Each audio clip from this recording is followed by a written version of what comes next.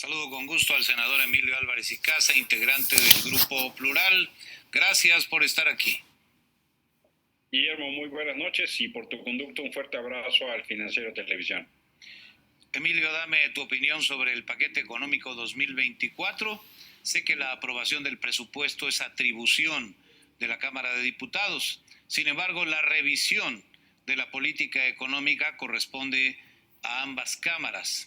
¿Qué opinas de la propuesta del Ejecutivo para el próximo año? Mira, efectivamente le tocará a la Cámara la aprobación final. En el Senado tendremos que ver la ley de ingresos. Y yo diría en síntesis, hay focos rojos encendidos. Se había venido advirtiendo de un quebranto en las finanzas públicas no menor. Ha habido un gasto discrecional extraordinario. Las obras faraónicas del sexenio están costando mucho más de lo previsto. El Tren Maya se multiplica por 3, Dos Bocas igual, un tanto así, y los recursos ya no alcanzan. Se han gastado prácticamente todos los fondos de reservas, de desastres, de víctimas, y no les queda otra más que acudir al endeudamiento. Pero el endeudamiento es la peor forma de pagar impuestos, porque habrá que pagar altas tasas de intereses. Este gobierno tuvo en sus manos la posibilidad de hacer una gran reforma fiscal que permitiera poner una nueva estructura, por ejemplo, para financiar los programas sociales. No quiso hacerlo y al fin de su gobierno, López Obrador se enfrenta al dilema de dónde saca dinero. Vamos a tener un problema severísimo porque el ritmo de crecimiento de la deuda, y eso que siempre lo negaron, será el mayor desde el año 1989, lo que se está solicitando. Una segunda preocupación tiene que ver justo con el problema del gasto de los programas sociales. No porque los programas sociales en sí no debieran ser, sino por cómo se hace. Hay gente que recibe ese dinero que en realidad no tendría por qué recibirlo. De hecho, lo que hoy es claro es que los estratos más altos de ingresos del país están recibiendo parte de las pensiones que este gobierno ha decidido dar, y no los más pobres. Eso está más que documentado. Y la verdad es que la solidaridad social tendría que ser para quien más lo necesita. Tenemos ya un problema. 22 pesos de cada 100 se van a destinar a los programas sociales y no hay un reajuste presupuestal y no lo reciben ni todos los que necesitan ni quienes deberían, porque hay personas que no lo necesitan ni lo reciben. Si no se focaliza la ayuda a los más pobres, pues en realidad lo que estamos haciendo es reproduciendo desigualdades. Pero ya llegó el momento en que el peso específico de los programas sociales es de tal magnitud del presupuesto público que al no diseñar un modelo financiero, fiscal, estructural el presupuesto, esto se está convirtiendo, como se advirtió, en una bomba de tiempo porque no se hicieron los diseños estructurales para ese fin. Una tercera preocupación tiene que ver con el notable incremento otra vez a las Fuerzas Armadas, pero de una manera particularmente, yo diría, peligrosa. Este gobierno ha decidido avanzar en la creación de empresas, de sociedades anónimas, por ejemplo, el Tren Maya. El Consejo de Administración está integrado por servidores públicos en una sociedad anónima. Y el gobierno ha establecido el presupuesto, subsidios multimillonarios para esas empresas. Este Consejo de Administración, que no es una entidad pública descentralizada, es una sociedad anónima, va a decidir qué hace con esos recursos, va a decidir qué destina si es que hay ganancias. Ahora resulta que la renta nacional va en grandes cantidades y proporciones a las Fuerzas Armadas otra vez, dejando un ciclo no solo de una militarización notable, sino de afianzando un proceso de la construcción de una élite militar, como hemos hablado antes, y que ahora ya incluso sabemos que se están dando contratos multimillonarios, que en las obras faraónicas hay incluso gente que está comprando terrenos. ¿Qué quiero decir con esto? Que no es que se haya acabado la corrupción, sino que en realidad solo cambió de manos y que este manejo tan discrecional, tan opaco y tan poco controlado de grandes volúmenes de dinero a las Fuerzas Armadas va a terminar necesariamente en un fenómeno de corrupción mayor. Me parece entonces que hay entidades públicas que perderán recursos, otra vez comunicaciones y transportes, otra vez medio ambiente, otra vez becas. Es un escándalo cómo han cortado programas de posgrado en múltiples universidades públicas, incluso poniendo en riesgo programas de excelencia. Guillermo, la verdad es que la no atención a los focos rojos pues ahora se convierten en dilemas más graves. Creo que va a haber un problema serio en las finanzas públicas, incluso ya algunas de las calificadoras así lo han advertido.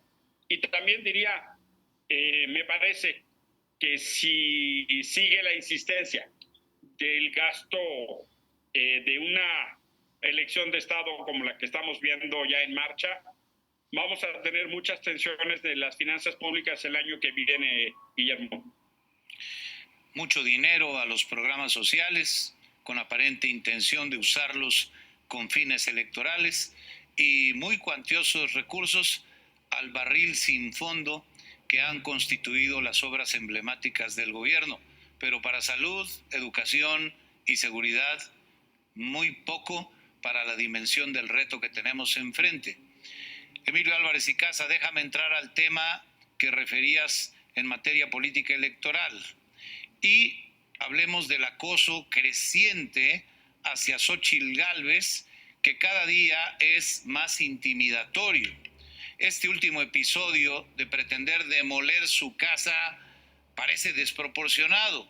Te pregunto, ¿hasta dónde supones que llegará el gobierno en su intención de bajar a Xóchitl? Mira, déjame decírtelo desde dos perspectivas. La primera, lo que estamos viendo es un uso faccioso de las instituciones. Lo que estamos viendo es que empezando por el presidente de la República, pero siguiendo por gobernadores de Morena y seguidores, o algunos incluso pueden ser ficticios en redes sociales, donde están haciendo un acoso sistemático en contra de Xóchitl Gálvez, lo que ya podríamos catalogar como violencia de género. La insultan, la agravian, la calumnian, pero además exhiben información confidencial de ella que claramente la pone en riesgo.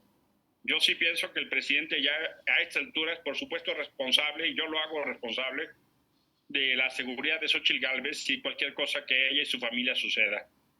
Pero todo esto sucede también en el ánimo de ir construyendo una mala percepción de ella. Y me parece que ese es el sentido. No tanto cuanto la acción judicial, esta cosa de demoler su casa es un despropósito. Además, les salió el tiro por la culata. Ya el mismo López Obrador se salió a decir que era un despropósito querer demoler su casa, que no es más que una infamia. Han intentado todo tipo de descrédito, pero lo notable es hasta dónde van a llegar. Es un uso faccioso y me preocupa en dos sentidos, porque voy a lo segundo. La autoridad electoral ha sido omisa. López Obrador no solo no atiende la ley, sino no atiende sus señalamientos, por ejemplo, de no referirse a Xóchitl, y no está haciendo nada el INE. Ojalá entienda el árbitro que se necesita sacar tarjetas amarillas y que intervenga con mucha más decisión. Y la segunda es que sí me parece que todas y todos nosotros tendremos que levantar las señales de alerta, porque no se puede permitir el descrédito, la difamación y la calumnia en contra de una mujer que está haciendo un esfuerzo por construir una alternativa, y yo lo que reclamo es juego limpio. Queda claro que tienen miedo, queda claro que son capaces de tragarse su historia y su congruencia con tal de mantener el poder, y nos toca a nosotros y a nosotros la insistencia de juego limpio y de intentar parar estas calumnias y estos ataques que ya están tomando. Fíjate, estamos a, pues, ¿qué? 8 o 9 meses, y ve el nivel de agresiones que estamos viviendo ya, Guillermo. Emilio, permíteme retomar algo. El presidente fue a Chile a rendir honor a los desaparecidos chilenos y a condenar el militarismo en Chile. Frente a lo que está pasando en México, ¿Cómo debemos entender ese mensaje del presidente, Emilio? Pocas veces he visto tan ilustrado aquel dicho de candil de la calle, oscuridad de su casa. El tema de los desaparecidos en Chile fue una tragedia, probablemente las dictaduras más cruentas, la de Augusto Pinochet. El tema de la militarización igual, pero López Obrador parece no escuchar las enseñanzas de la historia. Hoy en México tenemos ya el registro público 115,000 personas desaparecidas.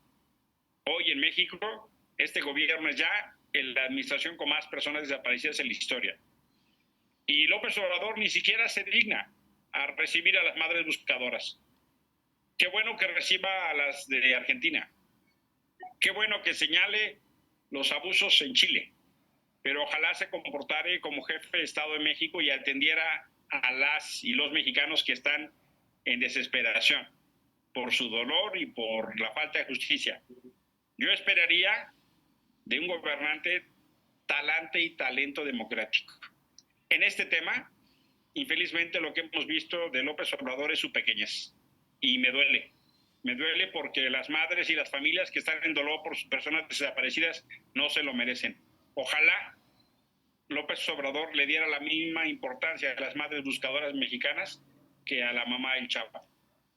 Y te diría, en el tema de la militarización, las enseñanzas históricas de América Latina y de nuestra propia historia han señalado los riesgos de la militarización. El espejo del golpe en contra de Salvador Allende hace 50 años nos es solo una advertencia de lo que significa eso. Las consecuencias en Chile cuando le dieron ese poder extremo a las Fuerzas Armadas, que incluso se reflejó en una nueva constitución, y manejos presupuestales y toda la presencia en la vida pública, son parte de las cosas que advertimos que no queremos que pasen en México. Gabriel Boric mandó un poderoso mensaje que parece que López Obrador no escucha. Y eso es uno de los grandes riesgos, porque al tiempo, lo he dicho y lo insisto, pareciera que la herencia de este gobierno va a ser un narcoestado militarizado y autoritario, Guillermo. Pues muy delicado, muy grave lo que dices, Emilio Álvarez y Casa, pero no podemos estar más de acuerdo con lo que señalas. Agradezco, como siempre, tu presencia en el programa, senador Emilio Álvarez y Casa.